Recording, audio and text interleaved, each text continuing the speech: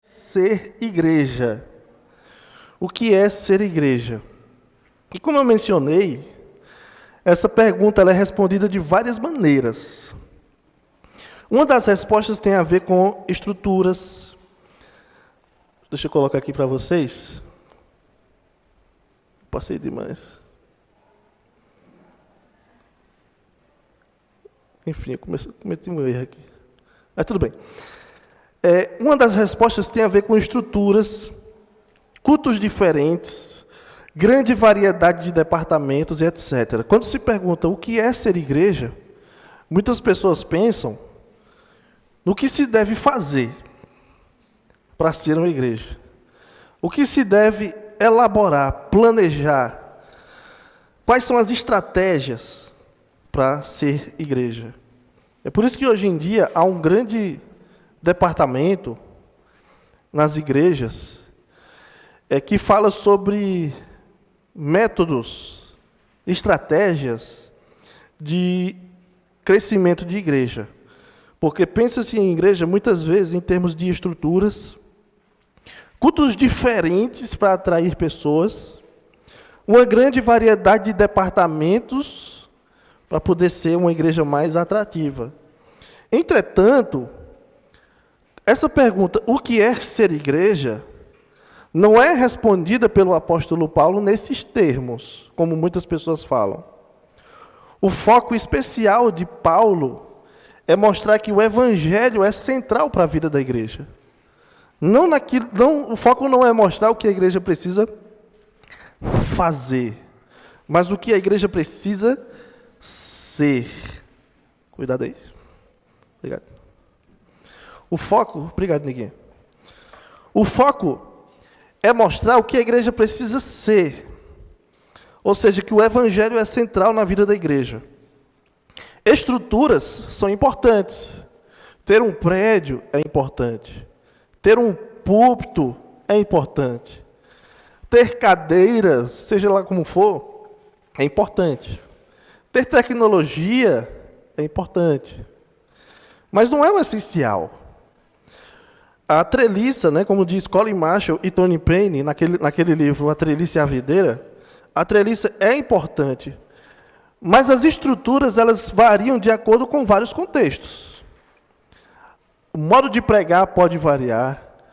A estrutura da igreja vai variar. A organização da igreja, a forma como os irmãos se sentam, se é só de frente, se o preletor fica de frente ou os irmãos ficam de lado, enfim. Tudo isso vai variar de igreja para igreja. A ênfase de Paulo é no ser, não no fazer. Paulo está mais preocupado no ser do que no fazer. Fazer é diferente de ser. Então, quando perguntamos o que é ser igreja, muitas pessoas estão preocupadas pensando em fazer algo. Mas a primeira coisa que Paulo nos mostra aqui, ou o que é primordial para nós, é que ser igreja é diferente de construir, fazer a igreja. Nós vamos falar hoje sobre pastores fiéis no lar, que é o que o apóstolo Paulo vai falar aqui no capítulo 1, versículo 5 e versículo 6. A ilha de Creta é a quinta maior ilha do Mediterrâneo. Ela é localizada no sudoeste da Ásia Menor, onde fica hoje localizada a Turquia. Nós não temos muitos detalhes sobre a ida de Paulo para essa ilha, lá em Creta. Nem o trabalho que ele desenvolveu por lá. No livro de Atos, nós temos um pequeno relato, um breve relato de quando Paulo estava preso, sendo conduzido por um centurião romano, sendo conduzido num navio. O apóstolo Paulo teve uma passagem pela ilha de Creta como prisioneiro. Mas nós não temos outras informações sobre o trabalho de Paulo nessa ilha. O que a gente pode conjecturar é que a presença de Tito lá naquela ilha, quando Paulo escreve para ele, é que Paulo e Tito, ou companheiros de Paulo, plantaram aquela igreja na ilha de Creta. seja Paulo, ou Paulo junto com Tito, que agora é o pastor da igreja, ou seja, os cooperadores de Paulo, os outros amigos de Paulo, plantaram aquela igreja. E plantaram aquela igreja recentemente. Ou seja, nós podemos pensar aí em poucos dias, talvez, no máximo, pouquíssimos meses, em que aquela igreja foi plantada. E aí Paulo deixou o Tito naquela ilha, naquela igreja, segundo diz o versículo 5, para colocar as coisas em ordem naquela igreja. Colocar em ordem as coisas restantes. E a implicação aqui é de que a igreja em Creta, de fato, foi uma igreja recentemente plantada. E Paulo direcionou Tito para que ele continuasse aquele trabalho, organizando aquela igreja que foi recentemente plantada. O primeiro item, então, vocês lembram que na semana passada eu coloquei um checklist sobre as coisas que Tito iria marcar na sua agenda. O que é que ele iria fazer naquela igreja? A primeira coisa que Tito iria fazer seria estabelecer uma liderança bíblica. E é sobre isso que a gente vai falar hoje, a partir de hoje, né? Hoje e na semana que vem. Tito, iria estabelecer ali uma liderança bíblica, fiel. Observe que, como eu disse, Paulo não se preocupa em como o trabalho do presbítero deve ser feito. Nós não temos aqui nesses dois versículos, 5 e 6, uma descrição, ou nem nos versículos subsequentes, uma descrição do trabalho do presbítero, o que ele vai fazer, como ele vai pregar, o que ele deve estudar, os livros que ele deve ler, como ele vai fazer a gestão da igreja, como é a gestão de crise no ministério. Esse não é o foco do apóstolo Paulo. O apóstolo Paulo vai focalizar nesse ponto aqui, ó.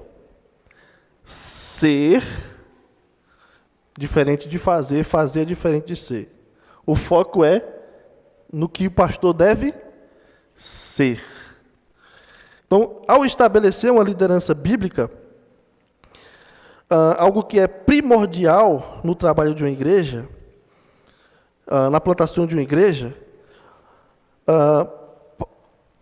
a igreja, aqueles que vão escolher o seu pastor, devem verificar a primeira coisa, em primeiro lugar, e primordialmente, o caráter, e não as habilidades.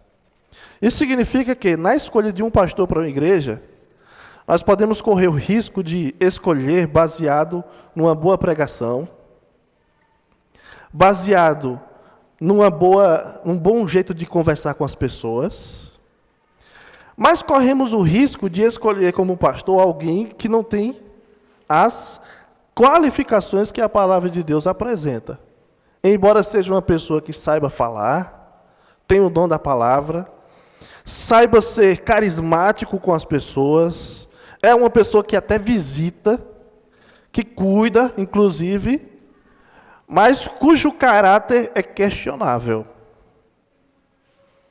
É um risco que se tem, muitas vezes, igrejas que não têm cuidado, acabam caindo nessa questão. Então, antes de ver as habilidades que o pastor tem, as capacidades, os dons que ele tem, primeira coisa que nós devemos observar é as suas qualificações espirituais, o seu caráter. Por isso que o nosso tema de hoje é, vou voltar aqui, pastores fiéis no lar. O que é que Deus quer para uma igreja? Que tipo de pastor Deus quer para uma igreja? Um pastor que seja fiel no seu lar. Vamos passar aqui. Paulo vai tratar então sobre a escolha dos presbíteros da igreja. Eu não quero entrar no mérito da discussão aqui no versículo 5. O versículo 5 diz assim, ó: Por esta causa te deixei em Creta, para que pusesses em ordem as coisas restantes, bem como em cada cidade constituísses presbíteros, conforme te prescrevi. Essa palavra presbíteros está no plural. Só que Paulo diz que Tito deveria, em cada cidade, eleger presbíteros. Se é em cada cidade, para mim é óbvio que o plural está se referindo a esses pastores em cada cidade. Mas alguns têm interpretado essa passagem dizendo que o texto se refere a uma pluralidade de presbíteros numa igreja, numa congregação. Embora eu concorde que uma igreja ideal, ela tem uma equipe pastoral para que os pastores sejam pastoreados mutuamente, eu acredito que esse não é o ponto do texto aqui. E essa discussão sobre pluralidade de presbíteros é algo que eu preciso trabalhar um pouco mais e quero futuramente trazer para a igreja também, certamente. Mas nós temos aqui a palavra presbíteros. Ninguém aqui me chama de presbítero. Darkon de vez em quando me chama de reverendo. Mas é outra história. É porque ele tem uma inclinação por outro lado, aí, dos presbiterianos, enfim. Mas, ninguém nunca me chamou de presbítero. De onde vem essa ideia de presbítero? Eu nunca fui chamado de bispo. Eu queria ser chamado de bispo, porque é mais top. Mas há duas palavras do Novo Testamento para se referirem a um ofício pastoral.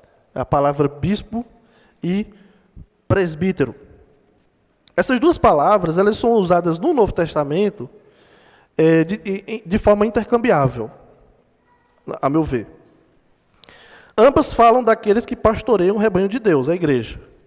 Embora em algumas igrejas, essas palavras, bispo, presbítero e até pastor, sejam usadas para definir uma hierarquia, em algumas igrejas é assim, né? Então, o pastor é o presidente. Não, deixa eu voltar aqui. Você tem um passo a passo para se chegar até um determinado posto. Você tem, me ajuda aí, Lai. Obreiro, auxiliar, ou todo mundo é obreiro. Obreiro, auxiliar, diácono, presbítero, evangelista, pastor. É isso? Então, algumas pessoas entenderam, e até a Igreja Católica você tem isso também, que esses termos eles são usados para definir uma hierarquia na liderança da igreja. Porém, pelo que eu vejo das Escrituras, essas duas palavras elas são usadas de modo intercambiável. Às vezes a Bíblia fala de presbítero, às vezes a Bíblia fala de bispo, e nos dois casos fala de pastores, tanto um como o outro. Ok? Eu vou trazer aqui um exemplo para vocês, ambos falam de pastor. Eu vou trazer aqui para vocês um texto, Atos capítulo 20, você não precisa abrir, para sintetizar a coisa. Atos 20, versículo 17, diz assim, ó, de Mileto mandou a Éfeso chamar os presbíteros da igreja. Paulo foi até Éfeso, aliás, mandou que em Éfeso se chamasse os presbíteros da igreja, né, em Éfeso. Então, presbíteros da igreja. Pronto, aqui tem um texto que fala de um plural, de uma igreja. Presbíteros da igreja. Oi, presbíteros da igreja. Certo? Então, a igreja está no singular e presbíteros está no plural. Aí tudo bem. O outro texto não fala disso, mas isso aqui para mim está claro. Aí veja, no versículo 28, atendei por vós, aí é Paulo falando com os presbíteros. Atendei por vós e por todo o rebanho, sobre o qual o Espírito Santo vos constituiu bispos. Ele está falando para os presbíteros. O Espírito Santo vos constituiu o quê? Bispos. Os presbíteros são o quê?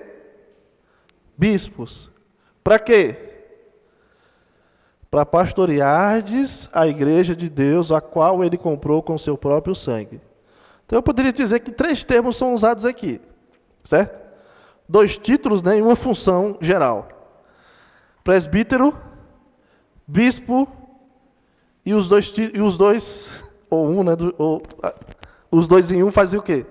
Pastoreiam o rebanho de Deus, que é a igreja que Deus comprou com seu próprio sangue.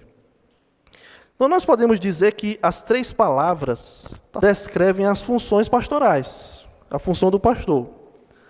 A palavra bispo significa supervisor. É a palavra, lá em 1 Timóteo, capítulo 3, versículo 1, se alguém aspira o episcopado, excelente obra almeja. Episcopado vem da palavra episcopos, que é o bispo da igreja. Ok? Então, o bispo é o pastor. A função dele é supervisionar, é um superintendente. É tanto que em Tito capítulo 1, olha o que diz o versículo 7, Tito capítulo 1, versículo 7. Porque é indispensável que o bispo seja irrepreensível. Mas Tito não deveria escolher presbíteros? O que está falando de bispo? Está falando da mesma pessoa. Certo? O presbítero, a palavra ali é quase transliterado. Na palavra presbíteros, é presbítero. Significa ancião. Mas a ideia aí é daquele que lidera. Certo? A palavra presbítero significa literalmente um ancião, o mais velho. E era uma palavra que era utilizada justamente para definir uma pessoa que era mais velha de uma comunidade e que, por ser mais velha, é mais experiente, tem mais sabedoria pela experiência e tem condições de conduzir uma comunidade, um grupo. Então, você, quando lê a Bíblia, costumeiramente vê falando sobre os anciãos dos judeus. Os príncipes dos judeus, anciãos dos judeus. Quem eram os anciãos dos judeus? Os presbíteros, os líderes. Eles eram mais velhos daquela comunidade. Agora, em relação ao líder da igreja, a palavra presbítero não quer dizer necessariamente o mais velho. Até porque quem está falando com vocês aqui não é um dos mais velhos da igreja, certamente. Agora, essa palavra, ela foi ressignificada, como muitas palavras, ela foi ressignificada para dizer para se referir àquele que lidera, aquele que preside a igreja do Senhor. Então, essas duas palavras, presbítero e bispo, descrevem a função daquele que é o pastor, aquele que cuida do rebanho. Ok? Agora, eu vou ler novamente aqui. Paulo diz: por esta causa, versículo 5, te deixei em Creta, para que pusesses em ordem as coisas restantes, bem como em cada cidade constituísses presbíteros. Aí ele diz: conforme te prescrevi. Paulo já tinha orientado Timóteo sobre como deveria ser a escolha dos presbíteros. Os presbíteros são o quê? Bispos ou pastores. Certo? Paulo já tinha dito isso para eles. Agora, por que Paulo escreve de novo? Porque Paulo diz: eu já falei com vocês, conforme eu te prescrevi. Aí ele vai colocar tudo de novo. Alguém que seja irrepreensível, marido de uma só mulher, que cuide dos filhos e tarará, tarará, tarará. Paulo já tinha falado. Por quê? Por que ele está falando de novo, escrevendo agora? Em primeiro lugar, para ajudar Tito a se lembrar da missão dele, de escolher os presbíteros. Em segundo lugar, para confirmar a sua autoridade no caso de alguém dizer: não, a gente não precisa de pastor. Aí Tito vai dizer o quê? Precisa sim, porque Paulo mandou. Aí pronto. Morreu Maria Preá. E terceiro, para a posteridade, para nós. Ao lermos a Bíblia, entendemos o que é que Deus espera de um pastor de uma igreja. Ou dos pastores de uma igreja. Certo? Então, como eu falei hoje de manhã, essa pregação é para mim e depois para ti. Ok? Então vamos ao processo aqui na escolha do pastor, dos presbíteros. Paulo encarregou Tito de fazer essa escolha dos presbíteros. E ele vai definir como deve ser as qualificações desse presbítero. Nós somos batistas. De onde foi que a gente tirou a ideia de que a escolha de um pastor não vem de outro pastor, mas da congregação, da igreja, da assembleia? Porque como batista, tudo é definido na assembleia. Então, nenhum pastor de fora pode dizer assim: olha, quem vai para essa igreja aí é o pastor tal. Receba, que é o pastor de pedreiro. Ninguém pode fazer isso. Certo? De onde foi que nós tiramos essa ideia de assembleia? A assembleia ajuda na tomada de decisão. Então, Paulo, como eu disse, encaminha Tito dessa responsabilidade. Mas isso não exclui a cooperação da Assembleia no auxílio da escolha, da tomada de decisão. E nós temos alguns exemplos. Primeiro, Atos capítulo 1, versículo 15 ao versículo 26, nós temos a escolha do substituto de Judas no corpo apostólico. Depois que Judas traiu a Jesus e acabou se matando, ficou aí uma vaga no corpo apostólico. Eram 12, agora tinha quantos? 11. Então, o apóstolo Pedro, depois você anota essa referência para você depois dar uma olhada. O apóstolo Pedro, com base na Escritura, lá em Atos capítulo 1, versículo 20, o apóstolo Pedro se baseia no texto dos Salmos para dizer que aquela vaga precisava ser preenchida no corpo apostólico. Então veja, o apóstolo Pedro, que é o líder ali tem um grupo de 120 pessoas, e o apóstolo Pedro é um dos principais líderes ali do corpo apostólico. Ele toma a frente daquela assembleia de 120 pessoas e diz: nós precisamos, com base nas Escrituras, escolhermos uma pessoa para substituir Judas no corpo apostólico. Então Pedro, como líder, vamos dizer assim, como pastor, ele assume a iniciativa, toma a iniciativa na eleição do 12º apóstolo. O apóstolo Pedro também dá as diretrizes. Quem tem que ser esse apóstolo? Tem que ser uma pessoa que andou com Jesus, viu o que ele fez, é testemunha ocular de toda a sua vida e da sua ressurreição. Então, o apóstolo não pode ser qualquer um, tem que ser alguém que viveu naquele momento. Aí Pedro diz para a congregação: vamos escolher aqui 2 pessoas que têm essas características. E aí foi escolhido um homem chamado José e outro homem chamado Matias. Lançaram sorte, a sorte saiu. Sim, quem foi que escolheu José e Matias? A Assembleia. Se eu puder tomar emprestada a palavra aqui da nossa sessão. Naquela sessão extraordinária, quem fez a escolha com base nas diretrizes do líder foi a congregação. Elegeram ali 2 pessoas. O Espírito Santo encaminhou Matias.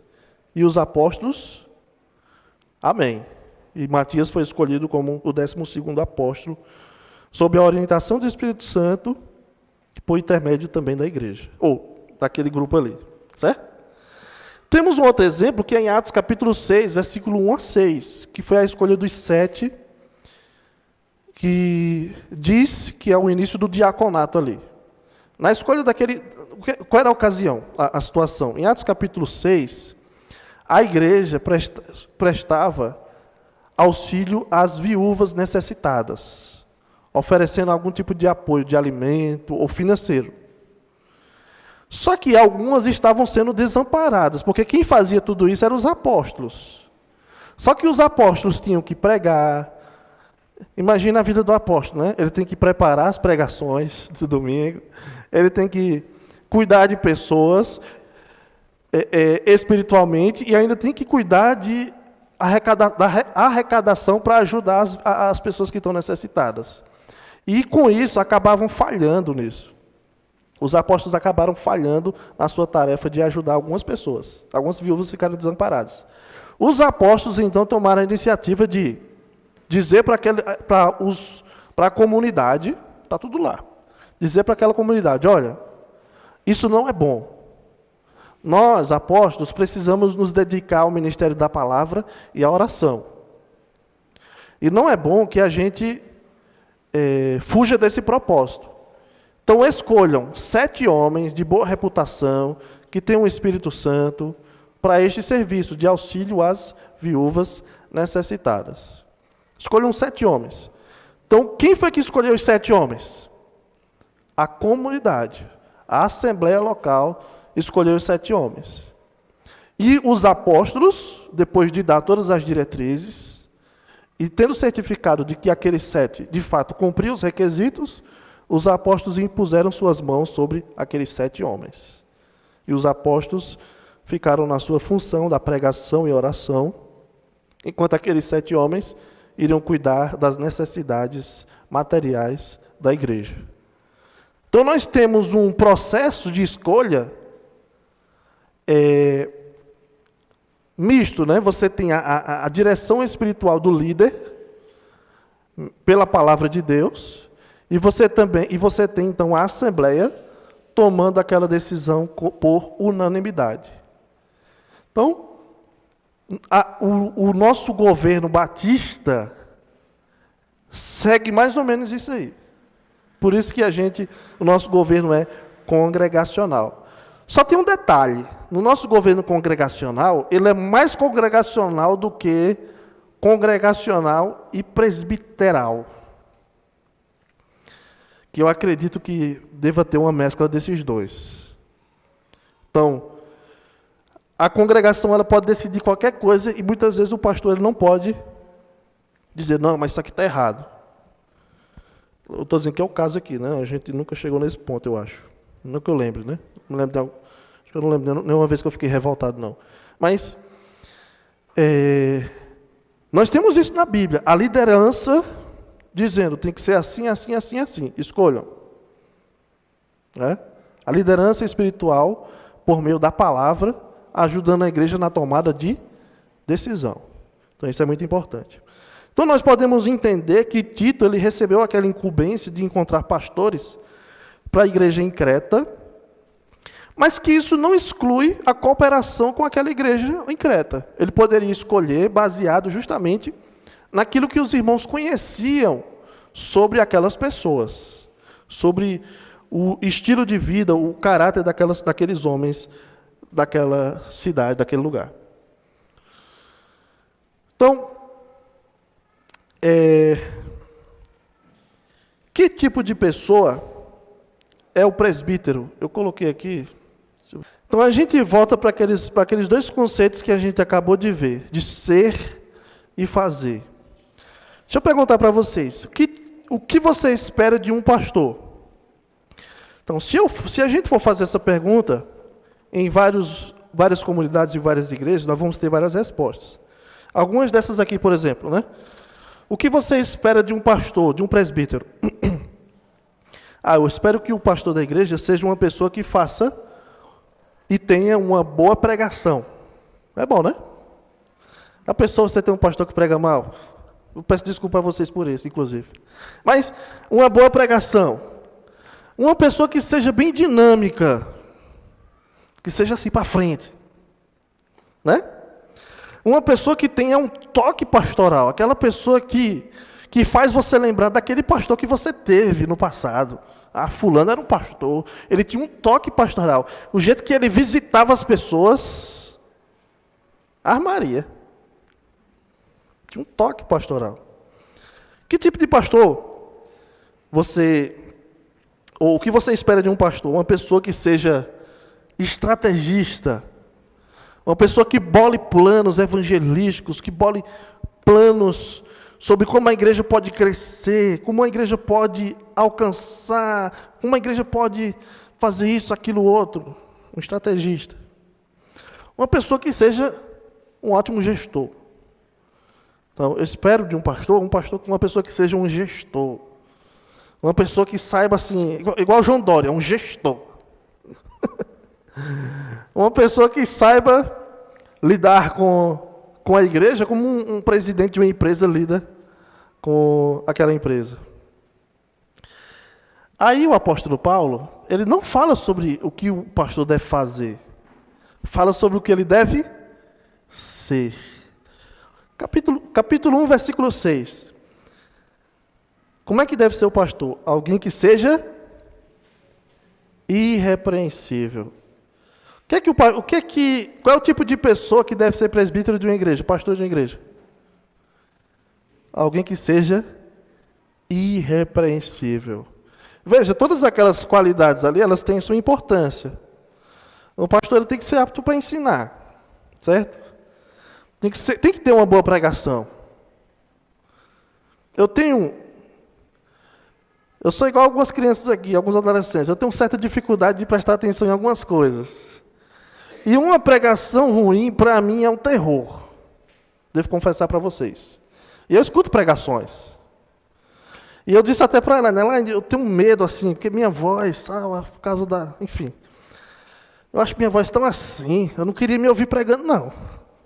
Eu fico imaginando os irmãos.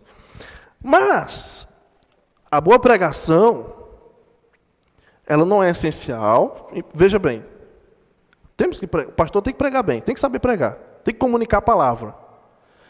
Mas, às vezes, uma pessoa simples, pregando a verdade, pregando a palavra de Deus com simplicidade, sendo direto com aquilo que a Bíblia diz, às vezes comunica mais do que uma pessoa muito eloquente que fala muitas coisas, enfim.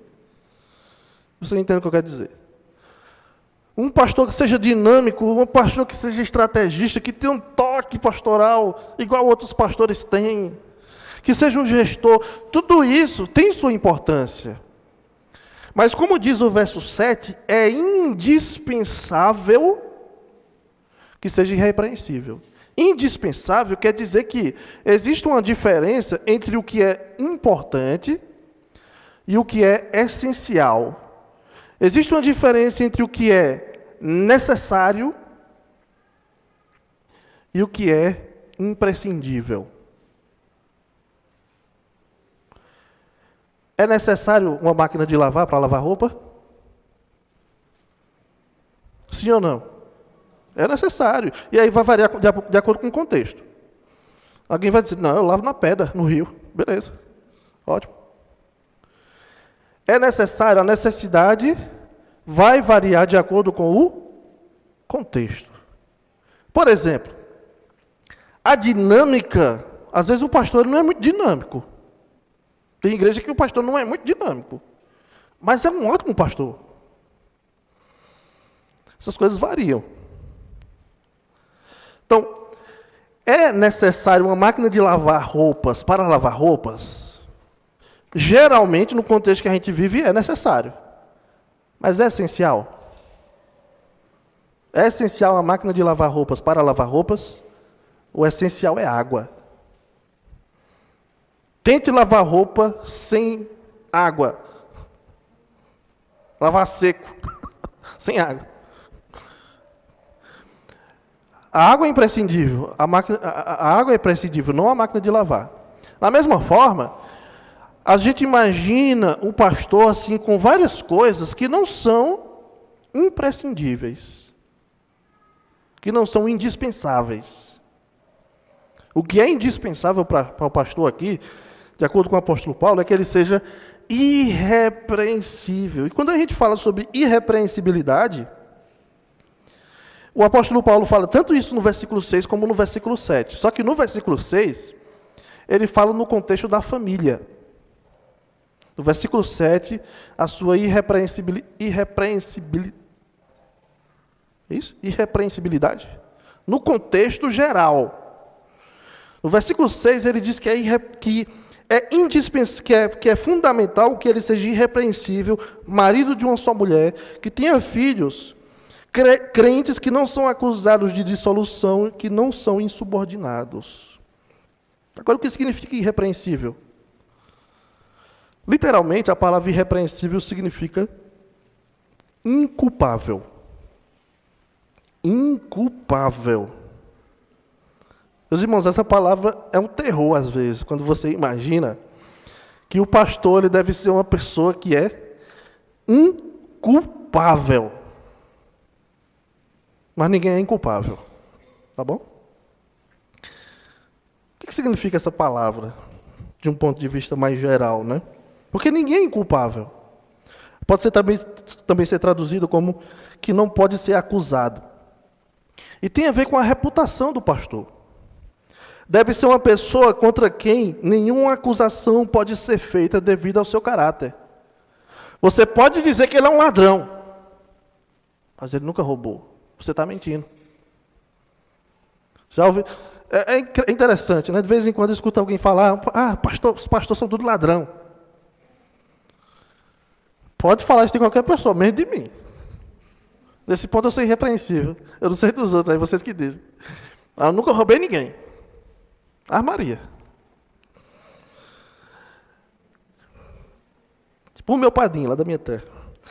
Pastor deve ser uma pessoa contra quem nenhuma acusação pode ser feita devido ao seu caráter. Aliás, podem até acusar, mas estarão mentindo, porque o seu caráter diz que ele não é aquilo que falam dele. Agora, a sua irrepreensibilidade é vista na sua família, no seu lar. O pastor,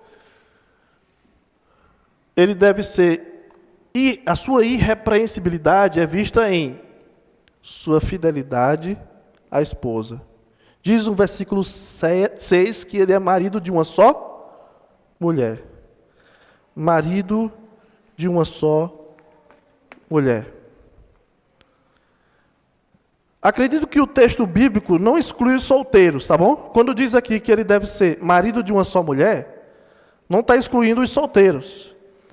Algumas pessoas, é o seguinte, algumas pessoas leem a Bíblia assim, o pastor tem que ser marido de uma só mulher, logo, o pastor tem que ser casado. Não é assim que se lê a Bíblia. Até porque o apóstolo Paulo disse que era melhor a pessoa viver solteira, para servir ao Senhor melhor, mas com mais intensidade, se for o caso. Se for o caso. Mas cada um é chamado para algum propósito diante do Senhor. O ponto não é esse.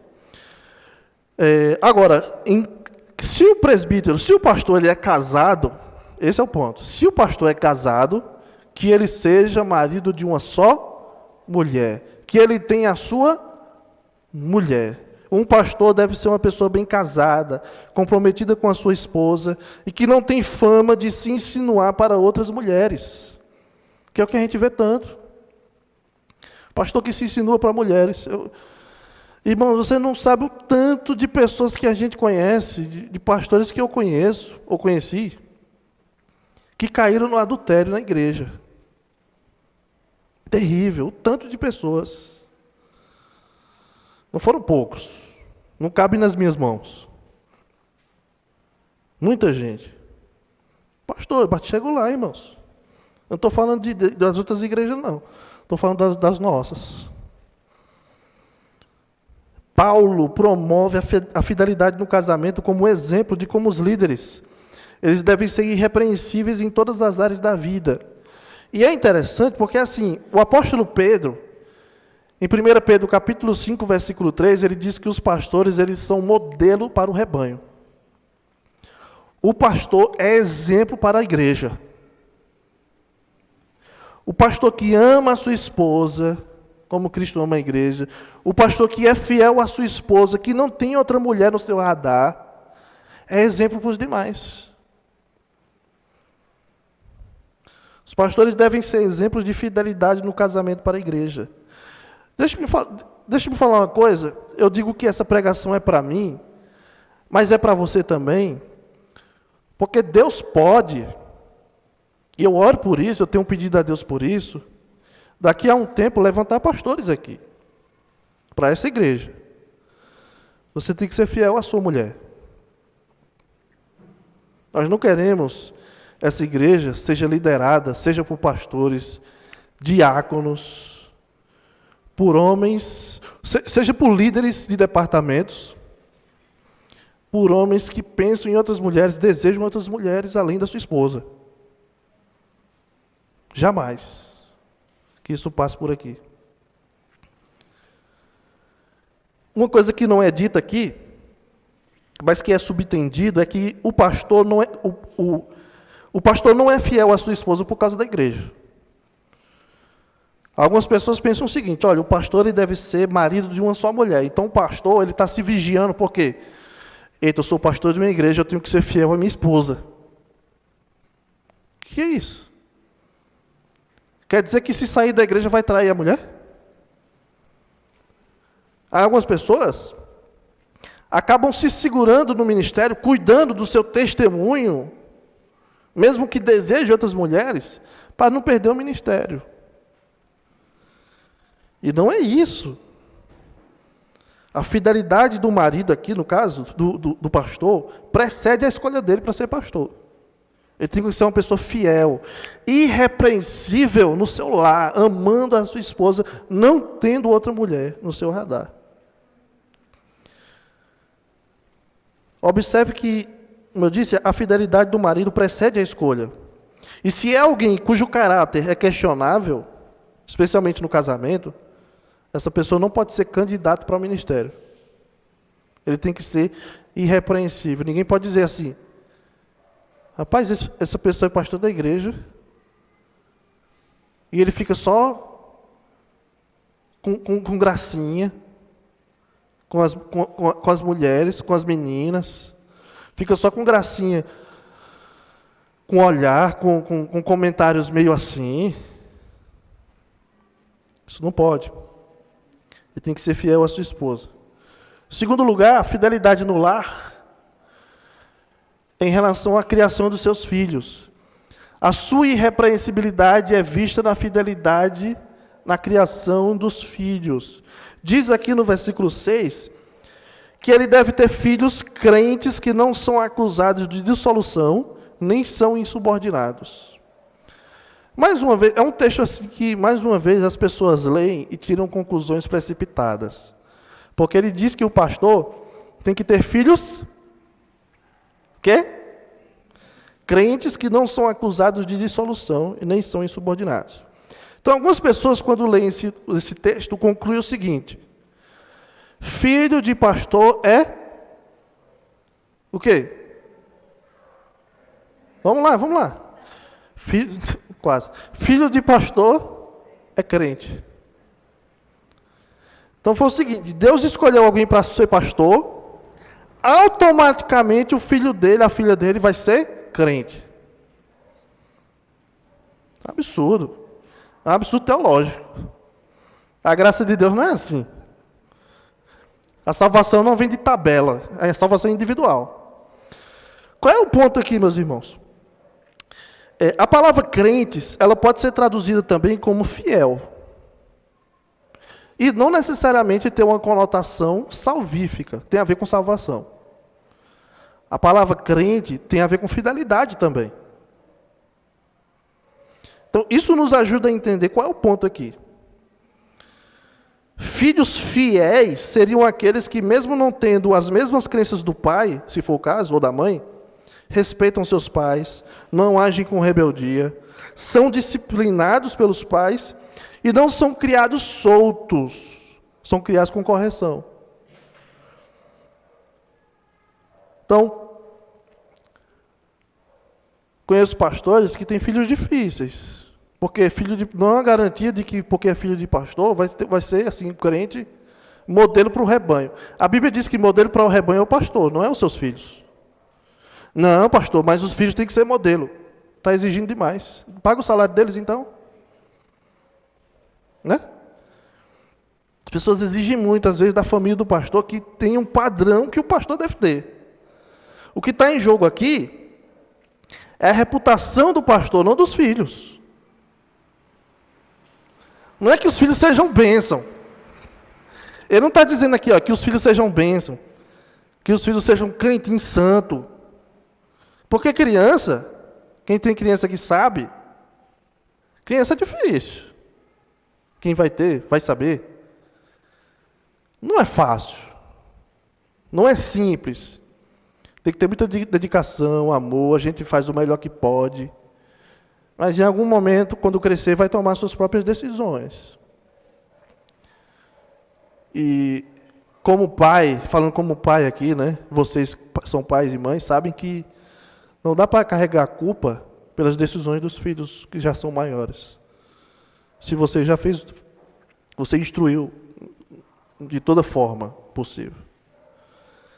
Então, essa é a vida de um pai, não de um pastor. Agora, o filho do pastor ele pode ser problemático. E isso pode acontecer com qualquer família, inclusive com a família do pastor. Agora, o pastor ele não pode fazer vista grossa. O pastor ele não pode ter um filho problemático e fingir que não está acontecendo nada. Fingir que está tudo bem. O pastor ele não faz vista grossa. O pastor não pode ser uma pessoa que repreende os filhos dos outros enquanto não cuida dos seus próprios filhos. É que moral ele tem? Aí onde está a irrepreensibilidade? O pastor vai dizer, menino, se comporta. Toma jeito, rapaz. E o pai vai dizer, o pai do menino vai dizer, e teu filho, pastor? Que faz o que quer e o senhor não diz nada. E eu vou ficar com a cara onde?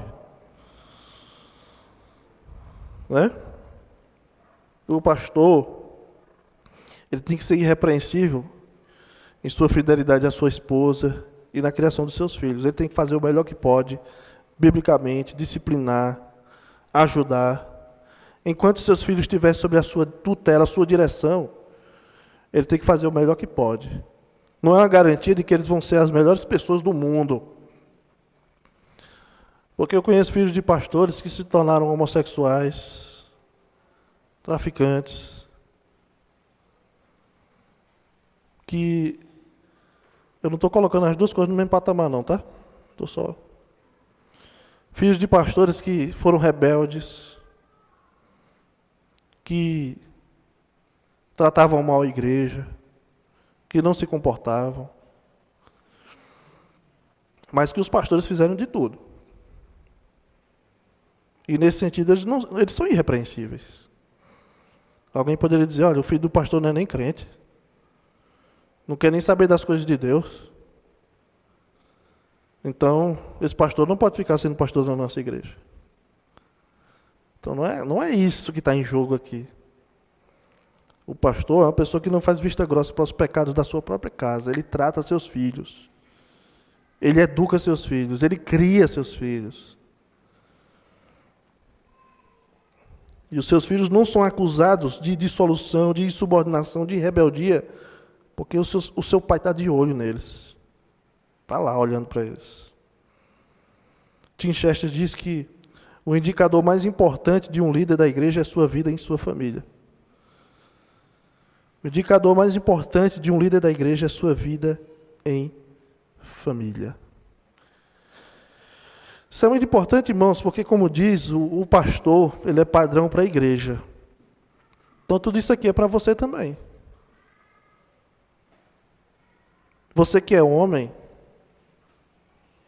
e é casado, a sua mulher é única para você. Você não olha para mais ninguém do jeito que você olha para sua esposa.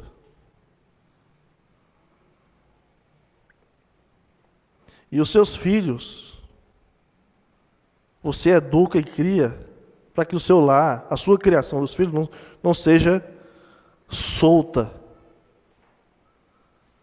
Os filhos fazem coisa errada e você finge que não está vendo, só para não se estressar.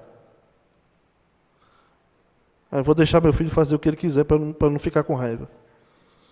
Você não pode fazer isso.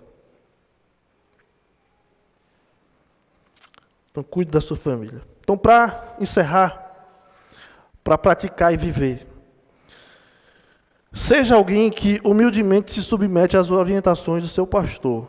A primeira coisa aqui que eu coloquei é isso. Porque os pastores são escolhidos para cuidar da igreja. E no cuidado da igreja, às vezes o pastor precisa ensinar, corrigir, orientar. E às vezes as pessoas não querem saber. Às vezes as pessoas da igreja não querem ouvir. Não querem se submeter. Deus deu pastores à igreja, para que oriente a igreja. Eu sei que há muitas coisas que eu devo melhorar, mas eu espero estar fazendo alguma coisa nesse rumo aí. E você precisa acolher a orientação, o pastoreio. Em segundo lugar, ore pelo seu pastor e demais líderes de ministérios, para que se mantenham fiéis às suas esposas. Isso é muito importante. Orem pela fidelidade dos seus líderes. Ore pela fidelidade do seu marido. Satanás está solta na internet, no celular. A TV, ninguém assiste mais TV. Só se for para ver YouTube e outras coisas. A internet está solta. Assim, a bagaceira está aí. Ore para que vocês se mantenham fiéis às suas esposas. Terceiro, ore para que Deus dê graça às famílias de pastores na criação de seus filhos. Às vezes, né, como pastor, às vezes a gente se sente culpado por algumas coisas, por algumas falhas. E às vezes, né, isso é assim, não é nem que ninguém esteja pressionando. É porque o inconsciente já vem, né? Você é pastor. Cuidado. O inconsciente já vem. Cuidado, tu é pastor, se ajeita. Cuida melhor do teu filho. É meio que inconsciente. Então, ore para que Deus oriente os seus pastores Deus dê graça aos pastores e às suas famílias na criação dos seus filhos. Não é uma tarefa fácil. De vez em quando a gente fala que há muitos dados, né? Muitas pessoas falam que muitos filhos de pastores não gostam de igreja por vários fatores, né? Que envolvem, às vezes, o relacionamento da igreja com o pastor, enfim. E às vezes muitos filhos não querem saber de igreja por causa disso, né? Às vezes é um relacionamento tenso, às vezes é muita cobrança.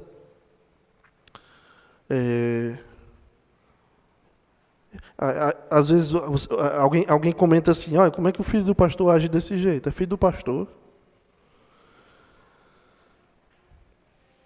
Alguém falou de Josias uma vez, olha, indisciplinado. Não sabe.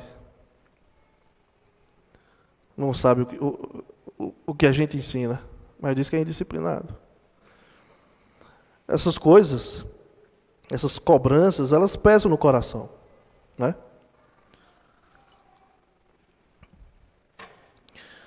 Quarto lugar, para praticar e viver. Ore para que Deus oriente os pastores para conduzir processos de escolha de novos presbíteros. Nós, batistas regulares, até aqui, nós não temos o costume de... Aliás, isso está mudando, né? Especialmente em alguns locais aí no Ceará, em alguns outros lugares, isso está mudando. Algumas igrejas batistas regulares têm montado assim equipes pastorais. Isso é algo que no futuro talvez a gente converse mais sobre isso. Se Deus nos der essa direção aí. Mas ore para que Deus oriente os pastores na condução de processos de escolhas de presbíteros, de pastores. Então imagine que daqui a alguns meses nós temos a necessidade da escolha de um novo pastor, de mais um pastor para a igreja. Então, é uma visão que o pastor da igreja vai dar para a igreja. E é preciso muita sabedoria para que isso seja feito da forma de Deus, não da forma como a gente quer. Porque a nossa série é a igreja do jeito de Deus. Não é a igreja do meu jeito, não é a igreja do seu jeito ou do jeito que você está acostumado. Sempre foi assim, pastor. A gente sempre fez assim. Nós gostamos assim. Porque sempre foi assim. Não, pode ser diferente. Pode ser melhor. Pode ser do jeito certo. Pode ser do jeito de Deus. E Deus espera que você também seja irrepreensível diante dele e dos outros. Cuide do seu testemunho. A irrepreensibilidade é indispensável para o pastor, certo? Para ser pastor de uma igreja. Isso não quer dizer que os demais podem viver na frouxidão espiritual, fazendo o que quer, vivendo como quer, falando como querem, se relacionando como querem, porque quem tem que ser irrepreensível é o pastor, não é isso. Deus diz, sede santos, porque eu sou santo. Ele diz isso para quem? Para os pastores? Ele diz isso para Esther, ele diz isso para Nicole, ele diz isso para Darcon, para Zeneide, para Rubens, para todos nós aqui. Sejam santos. Porque Deus é santo, é o padrão de Deus. É o padrão mais elevado. Se eu for uma peste, e você for como eu, você vai ser uma peste, né? Mas se você for como Deus, santo como Deus é santo, aí o seu padrão é o padrão de Deus. É isso que Deus espera de nós. E que Ele nos ajude, nos oriente, nos guie na direção de uma igreja saudável, que é a igreja do jeito que Ele quer. Amém.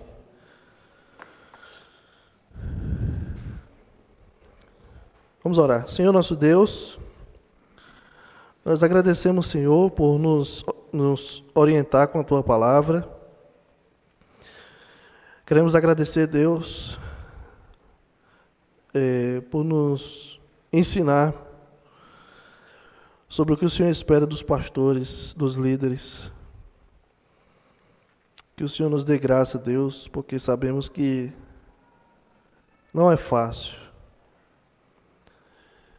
Que o Senhor nos dê graça para sermos fiéis no nosso lar, fiéis na educação dos nossos filhos, para que sejamos modelos para a igreja.